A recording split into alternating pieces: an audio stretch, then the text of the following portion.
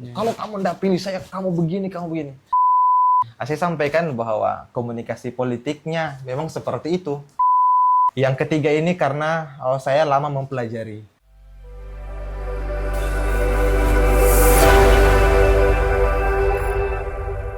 Assalamualaikum warahmatullahi wabarakatuh. Ya, teman-teman semuanya, kita mau ngobrol dengan Om Ari, founder Lentera Komunikasi. Om Ari, ini sudah selesai Pilpres ya? Ya, betul. Pemilu sudah selesai, alhamdulillah. Kita juga sudah melihat, hampir sudah bisa memastikan betul. pemenang dari semua kompetisi, baik dari DPRD kota, provinsi, pusat, DPD, dan terutama Pilpres presiden. Karena sementara Realcon kan berjalan setelah Quickcon ya sementara berjalan ini terus. Ini apa yang paling dirasakan beda dari, kalau dari pengalaman tak sendiri, yang paling beda dari pemilu 2024 dengan pemilu-pemilu sebelumnya? Ya,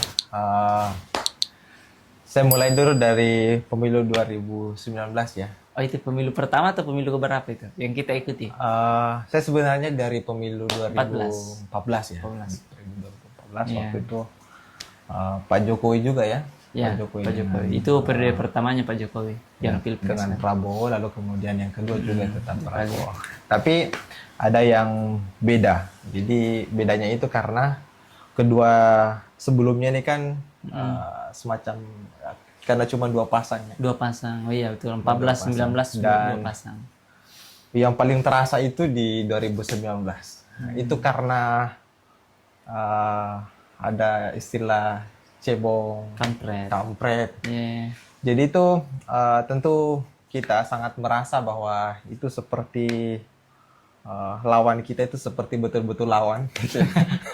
Pertarungan udah mati nih gitu ya. Kayak pertarungannya antara surga dan neraka ya. Dalam tanda kutip karena memang digiring terus bahwa ada kubu ini, kubu yang hak, ada yang kubu yang batil. Diangkatlah isu-isu yang kemudian memancing suasana sehingga betul-betul kayak semacam nasi goreng ya, lezat lah untuk dinikmati.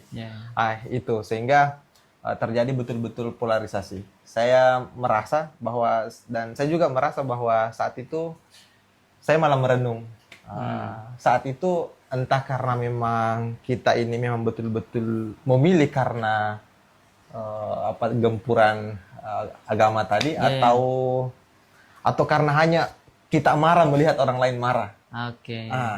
Itu kan yang jadi kita terprovokasi. Jadi ibaratnya gini, kita tidak melihat, kita tidak istilahnya mempelajari kondisi, dan memang waktu itu kan kita masih mahasiswa ya, jadi masih kurang membaca kurang membaca keadaan, sehingga begitu melihat ada orang yang terprovokasi, tanpa pikir panjang juga kita ikut terpancing juga. Ibaratnya kalau ada teman ya tiba-tiba digebukin kan, kita tidak pikir panjang, langsung juga melawan.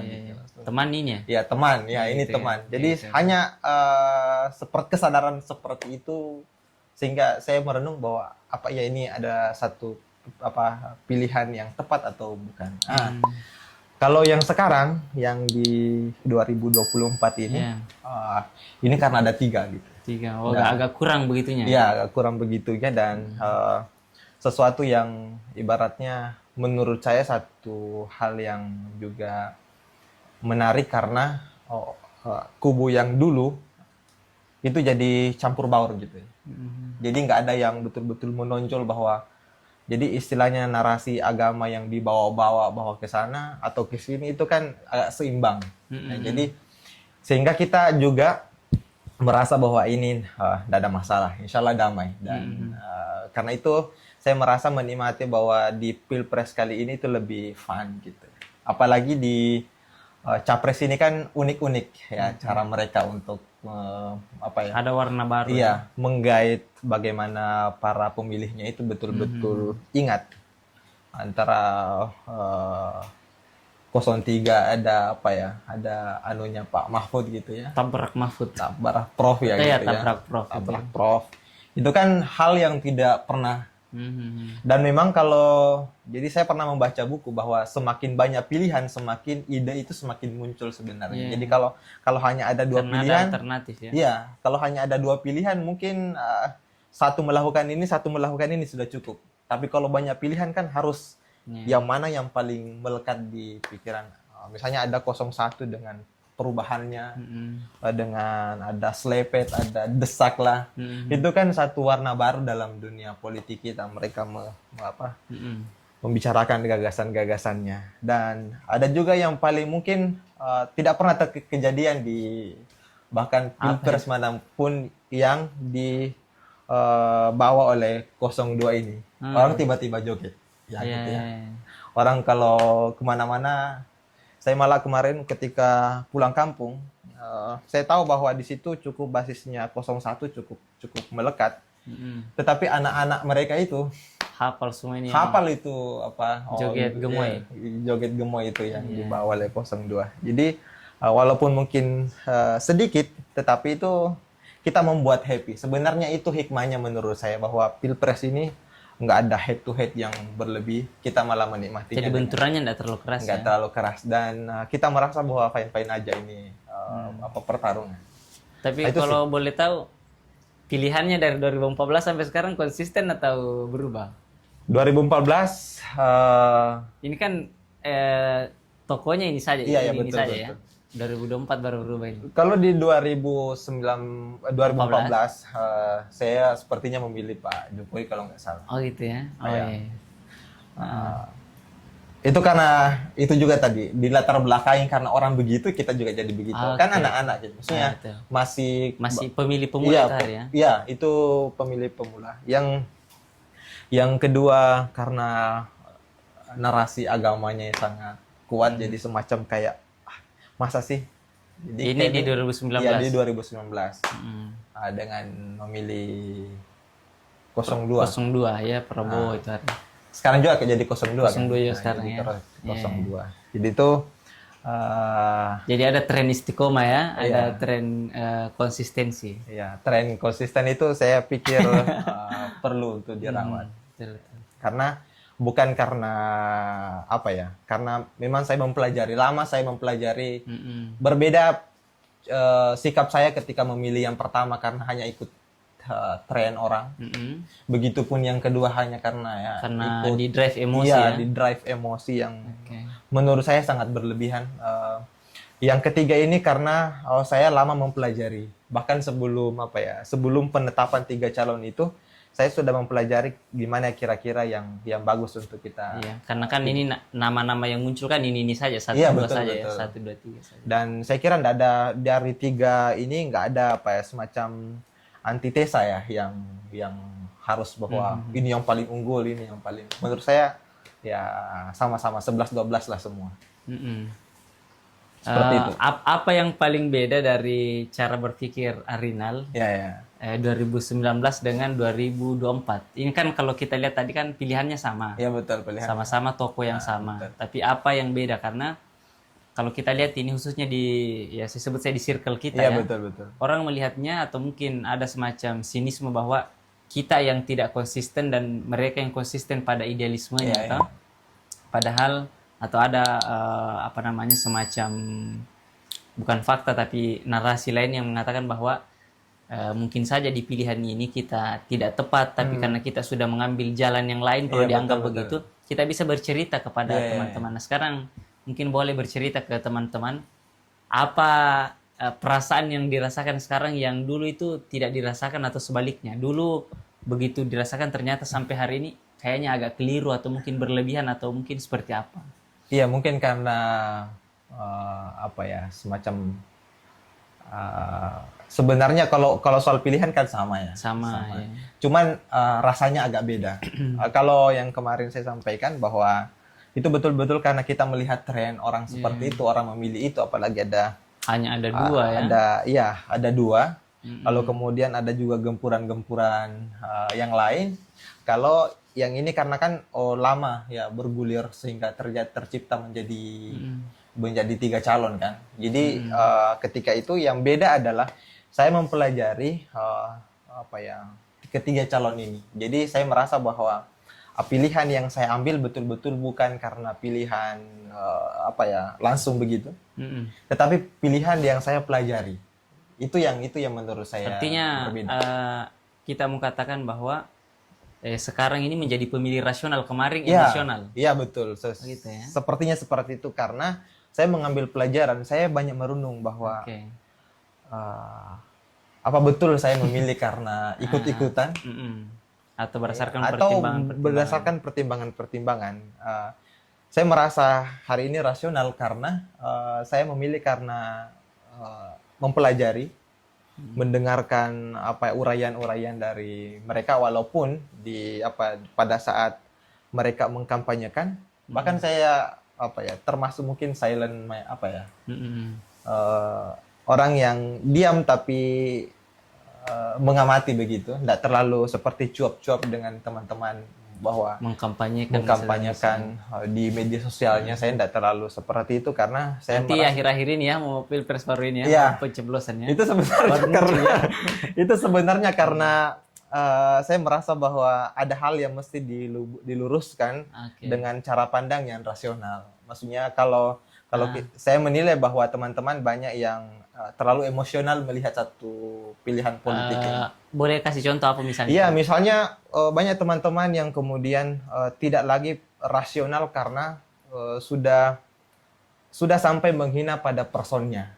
Oke. Ya, misalnya ada yang baru ada yang siapkan kain kafan misalnya, atau ada yang siapkan misalnya, atau ada yang menghina anggota Fisik. tubuh fisik. Itu kan tidak pernah diajarkan dalam agama bahwa tidak pernah. Bahkan dulu kan kalau kita pelajari sahabat-sahabat yang ikut perang dan terluka, itu kata Nabi ini lebih berharga daripada gunung Uhud katanya. Yeah. Itu kan dalam kesimpulannya bahwa memang tidak pernah dibenarkan kalau soal-soal semacam itu menghina personnya. Kalau yang mungkin ngeledekin gagasan mungkin ya nggak masalah. Karena Misalnya gagasan ya, namanya juga karena ide kan. gagasan ide, artinya itu bisa didialogkan lah. Tapi kalau soal misalnya soal postur tubuhnya itu kan tidak bisa gitu, karena tidak mungkin tidak ada orang yang menginginkan itu terjadi. Apalagi misalnya di 02 sebagai Pak Prabowo misalnya orang yang berjuang untuk Militer, RTRI militer. Iya, itu karena kan perang itu ya. Perang, dan itu tidak mungkin saya kira itu yang akhirnya juga saya terpancing sebenarnya. Saya sebenarnya dari awal meniatkan bahwa Diam saja sampai cukup nyoblos. pilihan saya itu saya dan mungkin hanya saya menyampaikan keluh-keluh saja begitu, tapi karena juga semacam kayak terbakar, walaupun tetap saya harus berpikir rasional bahwa yang saya sampaikan itu saya filter juga. Oh ini loh bukti-buktinya, misalnya soal kinerja, apa kinerjanya? Saya sampaikan aja bahwa selama beliau ini yang diberikan, dan itu mungkin belum dibaca oleh teman-teman yang lain. Nah, itu sih sebenarnya. Tapi gimana ini kita jawab? Ini kan teman-teman kita khususnya, ya kita harus akui begitu, melihatnya atau menilai bahwa orang yang komit pada nilai, pada idealisme, apalagi mungkin pada agama, nilai-nilai agama, itu ada di 01, sebut saja terang begitu ya. Begitupun juga orang-orang yang rasional, orang-orang yang objektif, harusnya memilih 01. Padahal jawabannya tadi, Om Ari ini kan, ya justru memilihnya secara rasional dan berdasarkan pertimbangan-pertimbangan, bukan karena pragmatis, karena betul. surveinya selalu di atas gitu. Gimana menjawab tuduhan atau sinisme gitu? Jadi kan kita sudah mempelajari Pak 02 ini kan sudah 15 tahun ya. Iya. Kemudian skema 3 calon kemarin itu kan baru ditetapkan, dan di situ baru menonjol. Tapi saya mempelajari dari jauh sebelum penetapan itu, apalagi memang sudah ada hembusan bahwa akan kembali maju kan. Jadi saya pelajari, saya lihat, baca-baca visi misinya dan sebagainya. Ya kan yang calon yang kedua ini kan nanti H-berapa baru mereka ditetapkan kan. Jadi jadi sangat singkat untuk kalau dipelajari, berbeda dengan yang 02. Nah, banyak yang tanya pilihan saya ketika saya mencoba untuk misalnya kayak ngepost begitu, kamu di mana misalnya? Saya tidak pilih dia ya. Saya tidak pilih dia karena joget-joget. Saya sampaikan bahwa komunikasi politiknya memang seperti itu.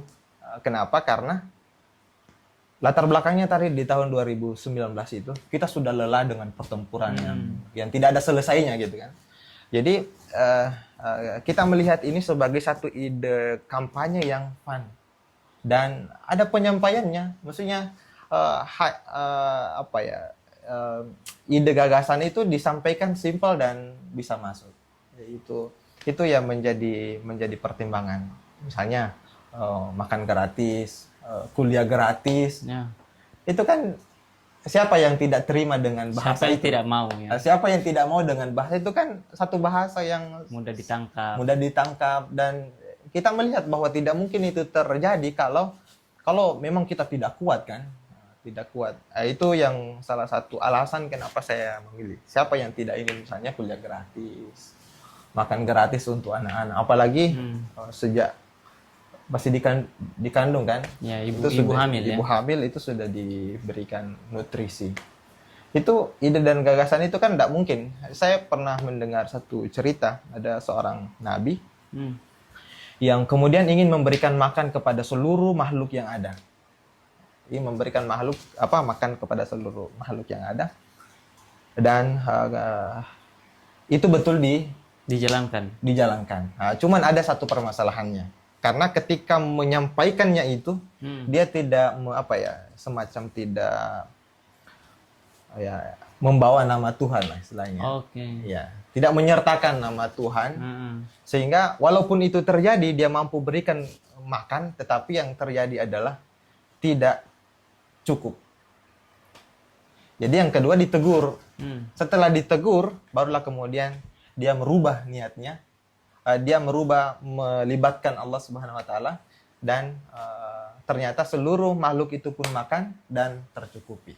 Oke. Jadi inspirasinya Tentang makan. tentang makan itu. Oke. Nah, karena saya merasa bahwa di Indonesia ini kan betapa banyak orang yang kemudian ingin Masih makan, kelaparan. apalagi dalam hal pendidikan. Kita melihat bahwa saya pernah membaca satu analisa atau apa, bahwa dari 100% orang yang keluar dari SMA yang mampu melanjutkan Ke pendidikan tinggi. pendidikan tingginya itu kan cuma 30%. Ini kan ironi Ya, bagi sedikit. satu bangsa yang ingin maju, satu bangsa yang ingin besar, tetapi orang-orang yang mampu untuk menyelesaikan pendidikan itu sangat sedikit. Nah, itu saya kira disampaikan dalam dalam fun gitu, bahagia, dan ada ide yang disampaikan dan itu melekat di benak kita. Jadi bagaimana ini soal kecurangan Prabowo ini? Yakin Prabowo ini menang karena curang atau kan ini juga yang Iya, hari-hari ini betul. terus bergulir. Katanya biar kita kalah karena yang penting kita jujur, kita berada di barisan yang benar. Apa gunanya kita menang kalau kita curang, kita zalim gitu. Ya, apa gunanya juga bertanding kalau tidak menang? Ya, karena kan ini Iya, apalagi kalau betul. nanti masuk ke serempet-serempet agama ini kan. Iya, betul. Ya, saya kira Om Ari juga dapatlah postingan-postingan. Saya juga pernah dapat ada yang di capture gitu. Katanya kalau siapa yang berbuat curang, kurang Iya, lebih betul. seperti itu maknanya, siapa yang berbuat curang, dia tidak termasuk dari umatku gitu Iya, kan. betul. Dan tidak akan berhak nanti meminum Iya. air di Telaga Kausar. Ini kan berat ini yang seperti ini ya. Saya merasa kalau seluruh kan mesti dibuktikan dengan data kalau betul-betul curang. Tetapi kalau mungkin ada mungkin saja kalau mungkin salah input dan sebagainya, mungkin ada saja kejadian. Tetapi tentu kita berharap bahwa itu tidak akan terjadi kecurangan, dan orang yang mengatakan bahwa ada kecurangan, kalau bahasanya Pak Jokowi silahkan dibuktikan, bawa ke ranah hukum. Saya sih dari semuanya ada yang curang. Kalau keyakinan Iya, saya, betul. kalau keyakinan saya, tapi keyakinannya ini by asumsi ya, Iya, berdasarkan betul. asumsi saya, ya semuanya berbuat curang. Ya, Cuman ada kemungkinan. Iya, besar kemungkinannya. Besar Dan kalau saya bilang keyakinan saya pasti semuanya curang. Besar kemungkinannya. Cuman yang kita permasalahkan ini kan apa? Ada yang besar, ada yang sedikit gitu. Ya, bukan sekedar besar dan sedikitnya atau besar dan kecilnya. Cuman kan kalau dalam pemilu itu yang dianggap curang atau melanggar itu kan yang terstruktur, masif, dan itu kan ada betul, seperti itu. betul. Kalau misalnya kita dapatkan di satu TPS, kemudian beberapa TPS, itu ya oknum saja kalau kita katakan betul. begitu. Apakah ini juga yang dirasakan berubah sekarang? Maksudnya dari pengalamannya Om Ari, yang kayak tadi soal bawa-bawa agama. Apakah Iya. sekarang sudah mulai berkurang atau masih tetap sama, cuman cara pandangnya yang beda? Ya mungkin karena kita tiga kan, Iya, iya. jadi narasi seperti itu nggak Tidak head to terlalu head, main ya. agama. Iya, tidak terlalu main agama. Apalagi kalau bisa soal narasi agama ya, seluruh calon ini kan di backup sama Iya, agamawan. iya. Seluruh Seluruhnya, komponen kekuatan massa itu Ada semua. ada semua. Jadi saya kira nggak perlu terlalu ada yang merasa bahwa saya lah Ini yang paling surga. yang paling agamais lah begitu. Iya, betul. Yang lain semua apalagi kafir. Iya, Apalagi saya melihat ada postingan menjadikan satu bahwa Pilpres ini pertarungan antara Musa dan iya, betul. Musa dan Fir'aun. Firaun. Iya, iya. Itu kan tidak rasional membandingkan sesuatu yang tidak seperti itu karena kita melihat track record daripada seluruhnya ini kan Muslim semua kan. Betul. Muslim semua nggak ada di luar daripada agama Islam. Dan haji semua, cuman Gibran Iya. yang belum haji kayaknya ya. Yang Kayaknya. diketahui belum berhaji. Yang diketahui. selainnya sudah haji semua. Jadi itu kan saya berpikir bahwa bisa jadi mereka juga harus banyak beristighfar lah. Ya, sama-sama ya. Iya sama-sama beristighfar karena kita namanya juga bertarung kan. Betul. Kita nggak bisa pastikan seluruhnya bahwa akan berjalan sesuai dengan ideal, bahwa banyak realitas yang kita hadapi yang justru itu mungkin di luar daripada prediksi sebelumnya. Itu yang dirasakan paling berubah ya. Karena kalau di konteks saya pribadi 2019 itu mungkin hampir sama semua ceritanya. Kita rasakan betul itu nuansanya bahwa ini Iya, betul. kayak pertarungan agama betul ini, hak dan batil, bahkan mungkin ada istilah kalau di podcast sebelumnya dengan Imran itu saya Iya. sebut ada mungkin yang mengatakan ini partai Allah dan partai setan. Iya, Itu kan betul, seperti itu. Jadi kita merasa kalau dikalah ini berarti ya Iya. kalah lagi yang hak, yang batil lagi menang. Sampai sekarang masih ada teman-teman kita yang begitu. Jadi saya berangkat dari kembali merenung ya, bahwa saya justru banyak mengapresiasi di periodenya Pak Jokowi sekarang dibanding Yang sebelumnya ya. Saya nggak tahu karena mungkin cara pandang saya juga berbeda dibanding sebelumnya. Kita juga kan bertumbuh Iya, ya. bertumbuh. Kondisinya juga berubah terus gitu. Ini orang yang biasa nggak mau terima kalau kita melakukan perubahan pada diri kita, maunya dia konsisten terus aja dari situ. Padahal kita kan dalam keseharian kita punya bacaan-bacaan tersendiri, kita punya Tontonan lagi tontonan berubah lagi.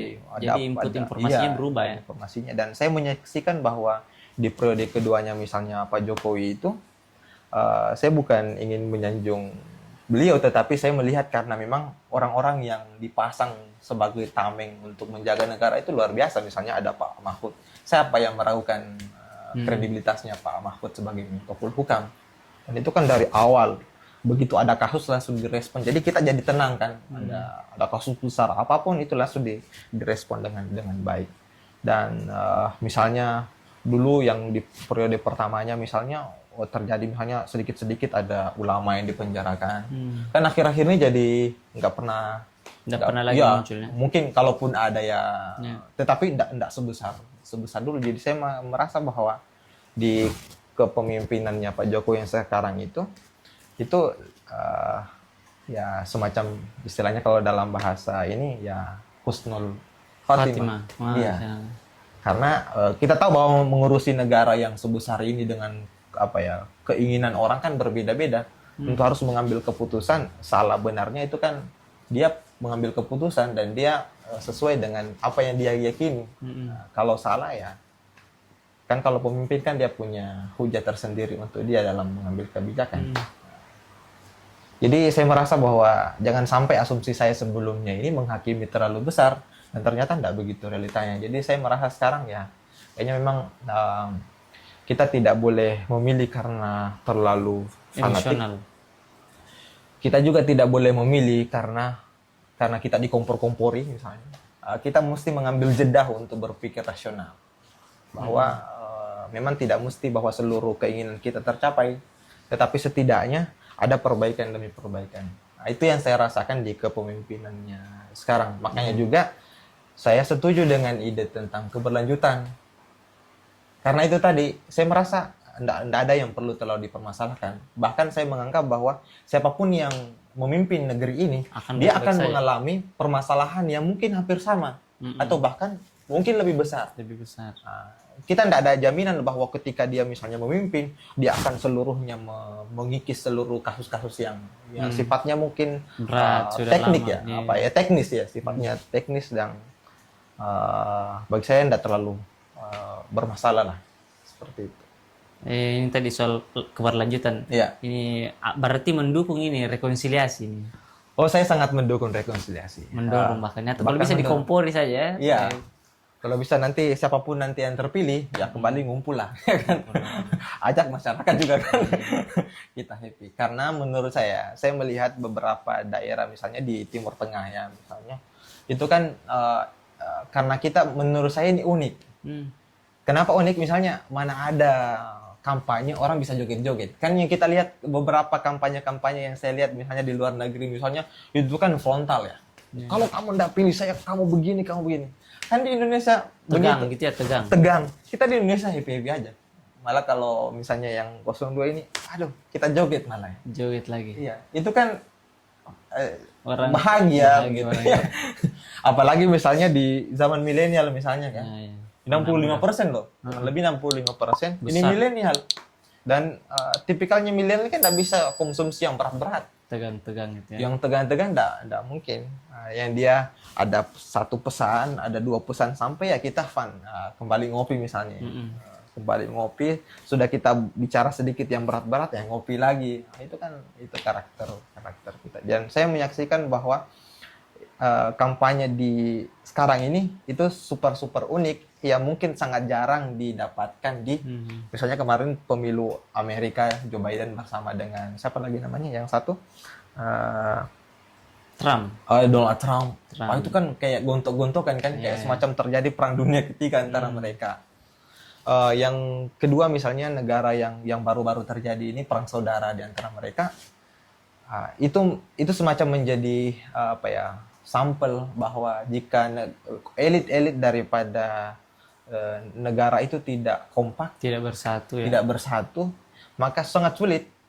Dia tidak akan mungkin menghadapi persaingan di antar negara, tapi dia sibuk dengan hal-hal teknis di dalam negaranya sendiri. Urusan internalnya. Internalnya yang urus hal-hal yang receh menurut saya, yang karena itu mempertahankan ego sendiri. Dan saya melihat bahwa isu semacam ide rekonsiliasi ini kan jadi enak kita melihat pemimpin kita sudah gontok-gontokan jadi akur. Jadi kita juga saya menikmati betul bahwa Pilpres ini nggak ada lawan, seperti nggak ada lawan gitu kan. Baik 01, 02 ini enak saja kita panggil mereka ngopi, kita bicara, apalagi kita di anak muda, nggak ada itu masalah-masalah itu ya.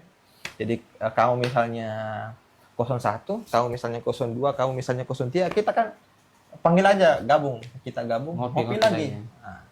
Kayaknya pesannya Gibran saya lihat di pidato kemenangan sementaranya itu kan dia bilang saya tidak sabar mau ngopi dengan Anies Baswedan, dia bilang kan begitu tuh. Ya, itu kan enak itu elit-elit politik jadi berkumpul begitu. Kalau misalnya ada elit yang berkumpul begitu kan negara-negara luar ini yang mau ganggu kita kan jadi bahaya nih. Mereka lagi ngopi bareng, mereka lagi padahal mereka dulu gontok-gontokan misalnya. Pesan ini untuk teman-teman ini apa nih? Khususnya yang berbeda dengan kita ini. Saya kira tidak ada lagi perbedaan sekarang. Sekarang jadi kita semua. Kita semua. Karena saya mendukung ide rekonsiliasi. Nggak ada yang perlu. Nggak ada yang perlu dibesar-besarkan. Karena kita melihat bahwa secara agama juga mayoritas, secara agama dan ide dan gagasan juga hampir mirip. Nggak ada yang terlalu nggak ada yang terlalu berubah begitu ya. Walaupun temanya perubahan ada yang berubah sekali. Perubahan, keberlanjutan, perbaikan kan ini satu makna kalau dikasih gabung kan jadi enak kan. Jadi yang keberlanjutan ini kan bukan berarti dia tidak mau berubah, mau juga berubah lah. Bahkan justru mungkin porsi lonjakannya lebih besar daripada perubahan. Nah, itu juga yang saya suka daripada ide keberlanjutan. Karena walaupun 100% tidak mungkin kita ubah seluruhnya, tetapi ya setidaknya kita benahi satu persatu. Nah itu intinya bersatu. Bersatu. Tidak ada kata lain. Bersatu bukan nomor satu ya. Ya, Karena sudah ada nomor satu, nomor dua, nggak ada. nomor tiga. Kita Sudah selesai. sudah selesai. Sekarang lagi kosong-kosong ya. Kosong-kosong. Sekarang di kalau prinsipnya Pertamina apa ya? Mulai dari nol. Mulai dari nol. Mulai dari nol. Mulai dari nol ya. Ya, mulai dari nol. Saya kira itu. Thank you Om Ari Ya. sudah berbagi.